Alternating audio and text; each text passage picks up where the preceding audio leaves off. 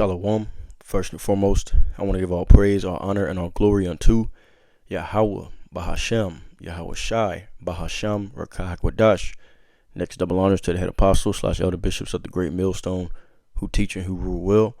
Peace, blessings, and safety to all you sincere Akim. Keep pushing, keep believing, and keep the faith, regardless of what people hear or whether they forbear. And this is just going to be another update, pretty much on current events, news, and prophecy. All right, so this has been a major event that's happened recently. The Iranian president, he reportedly was killed in a helicopter crash. And now, something this specific is not particularly in the prophecies that I know of, to my knowledge. All right, but as I was thinking about it, I realized that just a month ago that Iran had vowed to exact vengeance on the creation state of Israel, all right, the 1948ers, for their attacks against Syria. Okay, so it's just ironic to me that he happens, the president of Iran, okay, the one of the most powerful men in Iran, all right, that he just happens to perish in a helicopter crash, all right, especially with the surrounding details that there was 3 helicopters in the convoy, and the other 2 helicopters made it. Okay, they made it safely. So I'm just gonna pretty much cover this right quick. I got a quick video clip I want to play, and then, as always, I'm gonna bring out some scriptures. Lord's will is edifying. So let's go ahead and jump right into it.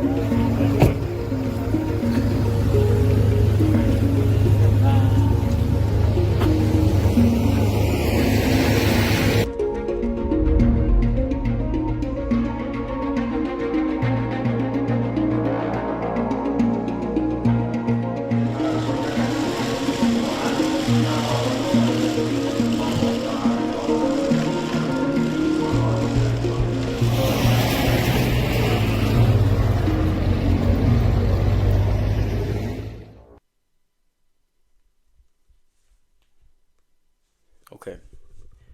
All right. So you've seen that short clip, and then there was another one here.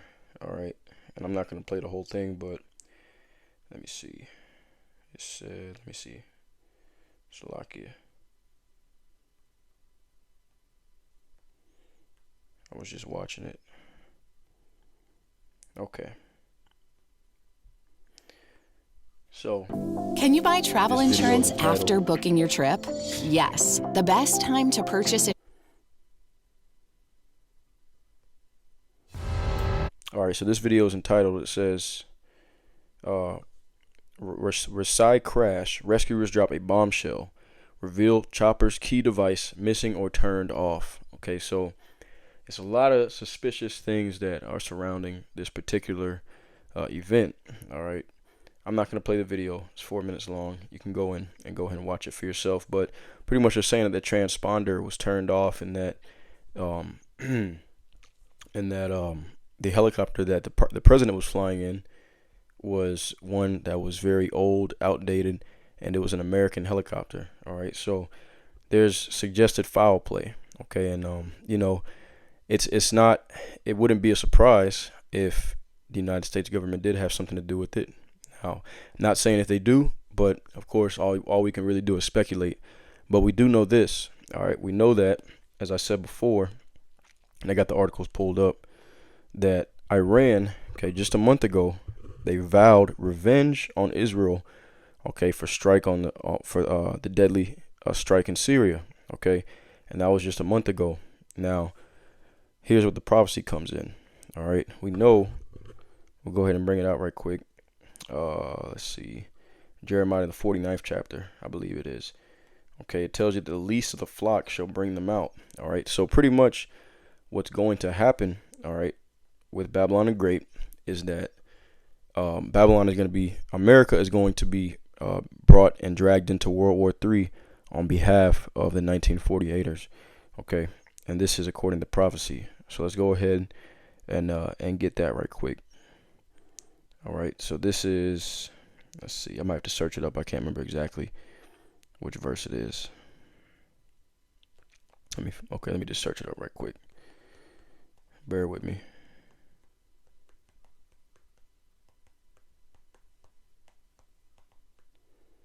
Okay. Here it is. So Jeremiah 49 and 20. All right, let me go back.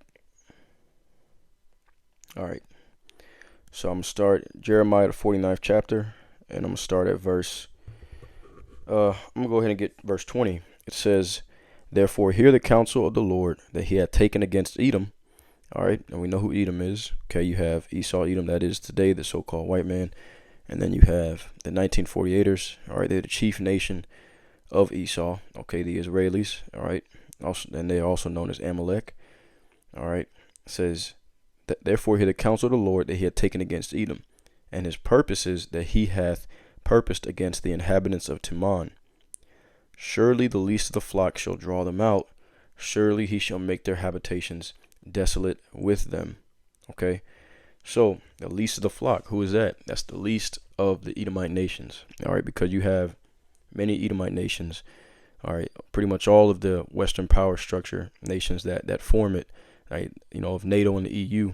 All right, they create the beast system, and they're all Edomites. All right, but the least of them, the nation, the one that controls everything for the most part, is the 1948ers. All right, and what are they doing? They're causing a lot of conflict. All right, with the nations of the world and with the nations that are in the so-called Middle East.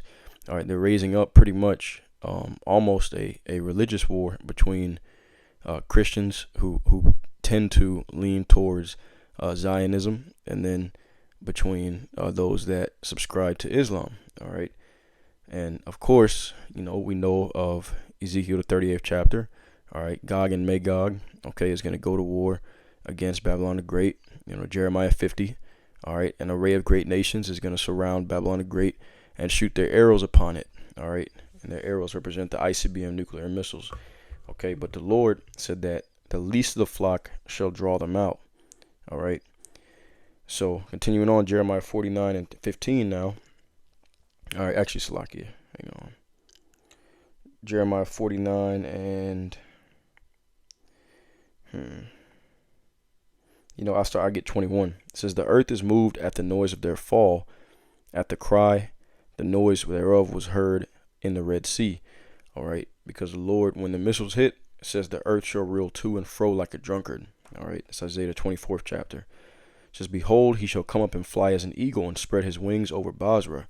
And at that day shall the heart of the mighty men of Edom be as the heart of a woman in her pangs." Okay, so the Lord has a great judgment planned against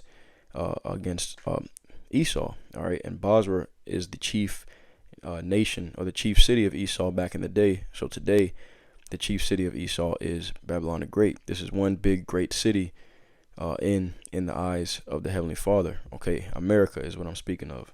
All right, so we know that the least of the flock is going to draw Babylon out into war. Okay, because the United States is going to protect the Israelis at all cost. All right, and that's going to lead to World War III. All right, prophesied of here. Okay, Revelation chapter 17. All right, and this is going into the beast system. Okay, let's see. So let's see where I want to start at.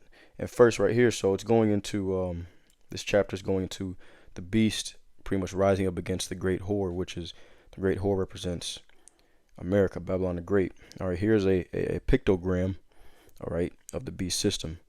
Okay, so it's entitled "The Beast with 7 Heads and 10 Horns." All right, the 7 heads represent 7 governments or kingdoms that are ruled over by Esau. All right, you have Germania Major, the Romans, the French, the Spanish, Germania Minor, the British, and the Greeks. And then at the top right there, at Revelation 17 and 1, okay, which we can read that since it's quoted. All right, it says, "And there came one of the seven angels which had the seven vials, and talked with me, saying, Come unto me, come hither, I will show unto thee the judgment of the great whore that sitteth upon many waters." Okay, and the waters represent the nations of people. All right, so and also if you think about it, America, okay, Babylon the Great has it has military bases in pretty much every continent, all over the world, scattered. All right, so it sits upon many waters. All right, let's go back to that pictogram. So you have the seven heads and you have the 10 horns. Okay, and you can read more about this in Daniel the 7th chapter. Kind of goes into the beast. I'm going to zoom in here. All right, these are the 10 horns. It says the 10 horns represent the common market, or the European Economic Community, EEC, established in 1958. Today, the EEC is known as the EU, the European Union. All right, and it comprises of, or at least it did when it started, of Belgium, Denmark, France, Italy, Luxembourg, the Netherlands, Greece, Spain and Portugal, England and Ireland, and West Germany. Okay, and then also you got NATO. All right, and these nations make up the beast system. All right, all this conglomeration of European power, all right, of Western European power makes up what's known as the beast system that rules over the earth today. All right, now going back, we know that once again, as I said, okay, as I said before, the least of the flock shall draw them out. Okay, the Amalekites, all right, the 1948ers, the Israelis are going to draw all the nations of the earth into World War III. All right, so we're going to read a little bit about what's going to happen. Okay, so let's start here. I'm going to start at 1. All right, and this is going to the judgment of the daughter of Babylon. This is going to be the main place of the Heavenly Father's judgment. All right, so without further ado, Revelation 17 and 1. "And there came one of the seven angels which had the seven vials, and talked with me, saying unto me, Come hither, I will show unto thee the great judgment, the judgment of the great whore that sitteth upon many waters, with whom the kings of the earth have committed fornication, and the inhabitants of the earth have been made drunk with the wine of her fornication." All right, and fornication goes into idolatry. All right, spiritual adultery, and also the lies. Okay, the wine represents the wayward doctrines, philosophies, ideologies that America has pretty much pushed out throughout the four corners of the earth, that has polluted the minds of the people. All right, so the nations are drunk with the wine of her fornication. All right, it says, verse 3, "So he carried me away in the spirit into the wilderness, and I saw a woman sit upon a scarlet-colored beast, full of names of blasphemy, having 7 heads and 10 horns." All right, this is the great, this is that fourth beast that we read about in Daniel the 7th chapter, and that we just saw in the pictogram. Okay, the 7 heads and the 10 horns, the 7 kingdoms, and the conglomerates. Okay, so continuing on, "And the woman was arrayed in purple and scarlet." All right, and scarlet represents luxury, lavishness. Okay, same with purple. Purple represents royalty. All right, this is like the Lady of Kingdoms, as it is called. Okay, in Isaiah the 47th chapter, "Thou shalt be no more called the Lady of Kingdoms," because this place is really, as it says here in verse 1, a great whore. It says, "And the woman was arrayed in purple and scarlet color, and decked with gold and precious stones of pearls, having a golden cup in her hand, full of abominations and filthiness of her fornication. And upon her forehead was a name written, Mystery, Babylon the Great, the mother of harlots and abominations of the earth." So the mother, okay, and the mother represents like birth. So this is the birthplace of wickedness, okay, the border of wickedness, as Malachi the 1st chapter calls it. All right, Malachi the 1st chapter says that Esau and his chief nation is known as the border of wickedness. All right, and so pretty much this is that place, and the great judgment is getting ready to come upon it. Now, for sake of time, I'm gonna skip down, and we're gonna see, all right, what's gonna happen to this the whore that rides on top of the beast. Okay, continuing on, and let's see. I'm gonna get started at verse 12. "And the 10 horns which thou sawest are 10 kings, which have received no kingdom as yet, but receive power as kings 1 hour with the beast," so for a short period of time. These have one mind and shall give their power and strength unto the beast, and these shall make war with the Lamb, and the Lamb shall overcome them. All right, that's Yahushua, for he is the Lord of lords and King of kings, and they that are with him are called and chosen and faithful. All right, so Yahushua is going to come and make war with Esau's rulership, his kingdom. He's going to take down the great beast. All right, you can read about that in Isaiah the 63rd chapter. Now, continuing on. All right, it says, let's see, verse 15, Revelation 17 and 15, and he saith unto me, the waters which thou sawest where the horse sitteth are peoples and multitudes and nations and tongues. Okay, yep, so I said that earlier. And the 10 horns which thou sawest upon the beast, these shall hate the whore. Okay, these are the 10 horns that are pretty much not exactly, I wouldn't say kings, but pretty much they are, part of that conglomeration of the beast system. All right, the EU. Okay, and it says, and the 10 horns which thou sawest upon the beast, these shall hate the whore, and shall make her desolate and naked, and shall eat her flesh, and shall burn her with fire. Okay, so that's going to be the nations turning against Babylon the Great and shooting nuclear missiles upon it. All right, and why? Because ultimately, Babylon the Great, America, is going to defend, all right, the Israelis to the death. All right, and that's exactly what's going to happen. So, what we're seeing going on, it could be there's already a lot of tension over there in that region because of what's going on with the Israelis and the Palestinians. And, this could be just add fuel to the fire pretty much. All right, but this is going to be the ending of that. Okay, it says, verse 17, for the Most High Yahweh hath put in their hearts to fulfill his will, and to agree and give their kingdom unto the beast, and the words of God shall be fulfilled. And the woman which thou sawest is that great city which reigneth over the kings of the earth. All right, and that's Babylon the Great.